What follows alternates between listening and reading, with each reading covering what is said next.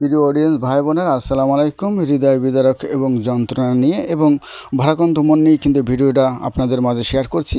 গত 20শে জুন অবশ্যই পবিত্র শুক্রবার ছিল, রাত 8:30টার দিকে আমার বাবা ইন্তেকাল করেছেন এবং তিনি কিন্তু আমাদের উপজেলার স্বাস্থ্য কমপ্লেক্সে অ্যাডমিট ছিলেন, সেটা হলো দিগুলিয়া খুলনা, এবং তারপরে পরবর্তীতে খুলনা জেলা হাসপাতাল, যেটা 250 বেড সবচেয়ে বড় হসপিটাল, সেখানেও কিন্তু অ্যাডমিট ছিলেন। তারপরে আমার যে সেজো বোন আসছিলো এবং মেজো ভাইয়ের বউ আসছিলো আমার বাবাকে নেওয়ার জন্য গোপালগঞ্জে, এবং সেখান থেকে কিন্তু গোপালগঞ্জের উদ্দেশ্যে গত বুধবার অবশ্যই রওনা দিয়ে চলে যায়।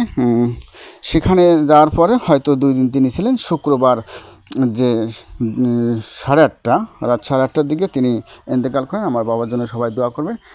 দেখতে পাচ্ছেন যে এটা আমার যে বড় দুলাভাই এবং সেজো দুলাভাই, সে এই বাড়িতেই কিন্তু তিনি মারা গেছেন। আমাদের বাড়ি নিজ বাড়ি থেকে প্রায় 3 কিলো দূরে, যেহেতু যাতায়াতের ব্যবস্থা ভালো না থাকায় আমার বোন বাড়ি তিনি আসলেন, এবং মারা যাওয়ার পর তারপরে তার সেই বাড়ির উঠানেই কিন্তু একটা জানাজার নামাজ আদায় হচ্ছে, এবং আমাদের যে বাড়ি আমার বোন বাড়ি থেকে 3 কিলো দূরে 10টায় জানাজা হবে, এবং সেখানে কিন্তু তাদের সাহায্য করা হবে আমাদের যে বংশীয় পারিবারিক যে কবরস্থান সেখানে।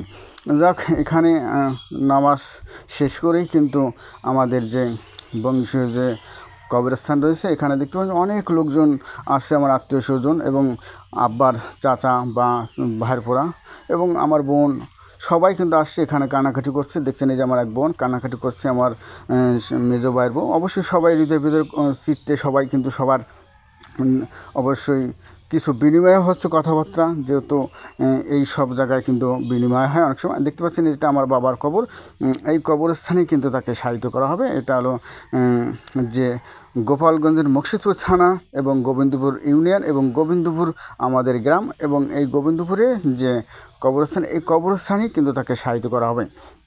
অবশ্যই আপনারা দেখতে পাচ্ছেন যে আমাদের এই গ্রামের পরিবেশ আসলেই খুব সুন্দর, কিন্তু সুন্দর পরিবেশ থাকলে কী হবে, আসলে মনটা বা হৃদয়টা ভেঙে যাচ্ছে, যেহেতু আমার বাবা আজ আর আমাদের মাঝে নাই, এবং তাকে অবশ্যই দাফন দিয়ে আমরা হয়তোবা তাদের যে কাজ মিলাদ মাহফিল যা বলি না কেন দোয়া খাই, সেটা করেই কিন্তু আমরা আবার ফিরবো যার যার গন্তব্যে, শেষে কিন্তু আবার চলে যাবে। এই যে কবর দেওয়ার পরে যে দোয়াটা হয়, সেই দোয়াটা করা হচ্ছে। আপনারাও আমার বাবার জন্য দোয়া করবেন।